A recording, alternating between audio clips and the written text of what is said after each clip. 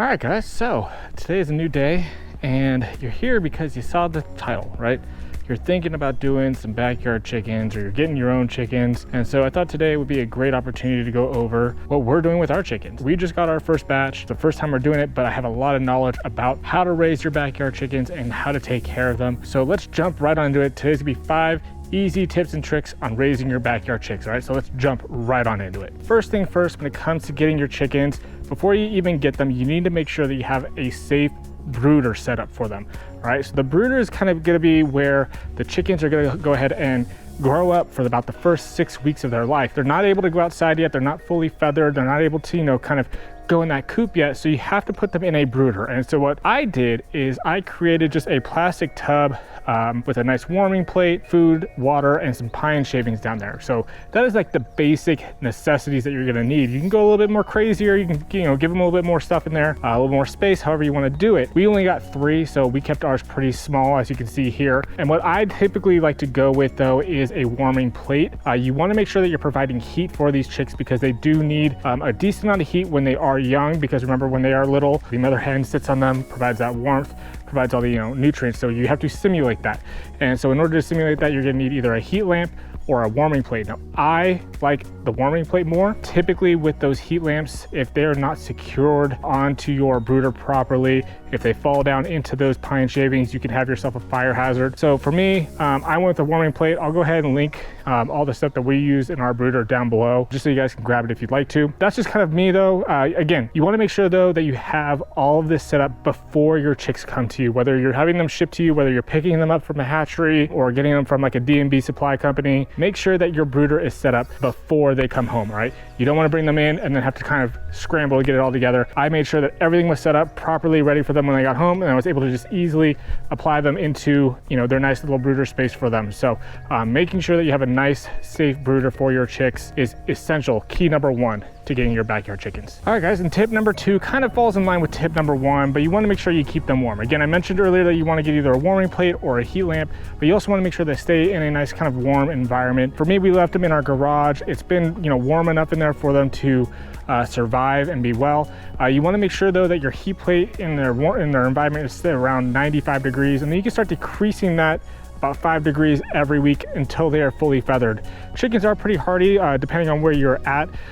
So like for us, we do get some cold winters, but once they are fully feathered up, they are totally fine to be outside in the elements year round. So, but when they are small little baby chicks, you want to keep them in that 95 degrees for that first week, and then you can start decreasing that heat by about 5 degrees every week or so as they get older. I use a infrared thermometer that I use typically when I'm making like pizza, so I kind of just shoot the area there a little bit, see where the temperature's at, and then I can kind of know where it is. And with my heating plate, I'm able to angle the heating plate a little bit to provide some different areas of warmth for the chickens. So if they want more, they can go further back. If they want less, they can come towards the front. So they can kind of pick and choose where they want that warmth and what they need. I think it's a great option for them. I do like that more than the heat lamps. Again, I think it's safer and it provides a little bit more variability for the chickens to be able to kind of pick and choose where they want to be and really have, a thriving environment. So again, tip number 2, keep them warm. Tip number 3, making sure that you provide them plenty of nutrients, right? So when you get them home, they're gonna need, a lot of food and a lot of water. So typically that first little bit when the chicks hatch, they actually survive off the yolk of the egg, and that's what they kind of eat and survive off of. And then once you get them, you want at least an 18 to 20% chick feed.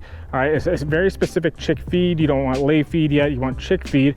You want 18 to 20% protein for them. And so I went with the one that was at my local hatchery. It's basically, what they're giving them as soon as they're hatched and what they're, kind of growing into. And I think that's really the best option for me, at least at this point. You can go with some different options out there. You can go to, your Tractor Supplies, your D&B Co's, whatever you want to get, but make sure it's a good quality organic brand that you're providing your chicks, all right?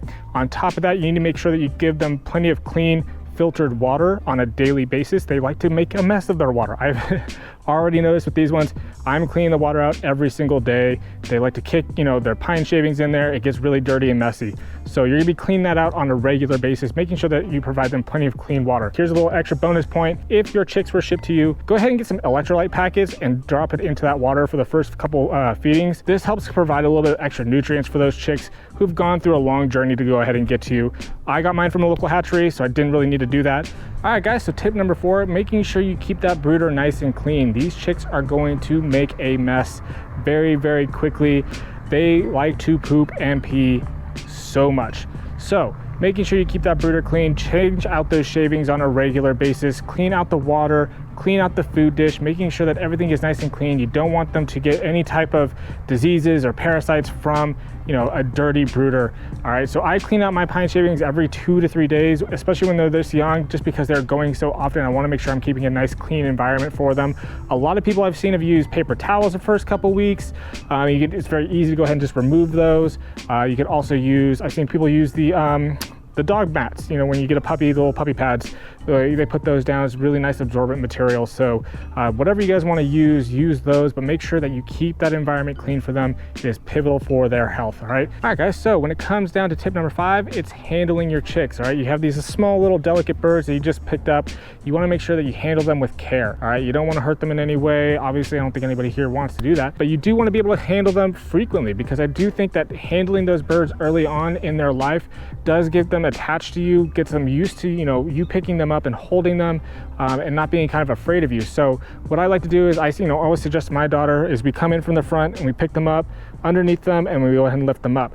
It's become a really easy way to go ahead and pick up our birds and kind of hold them and just kind of spend some time with them. So my daughter has become a pro at picking them up. It's very easy to go ahead and teach little ones to do this and being gentle with the birds. You want to be gentle with them. You don't want to hurt them, obviously, at this early age. No dropping them, none of that kind of harsh stuff. And at about 2-3 weeks, they're going to start flying. I mean, ours we're about 2.5 weeks now.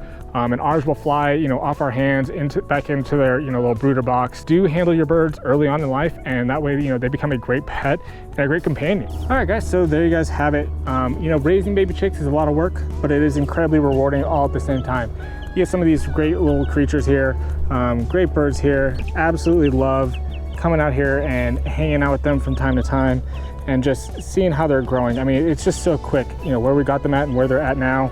They're growing insanely fast, and we absolutely do love having them here. Again, if you found these tips and tricks helpful, please go ahead and smash that like and subscribe button.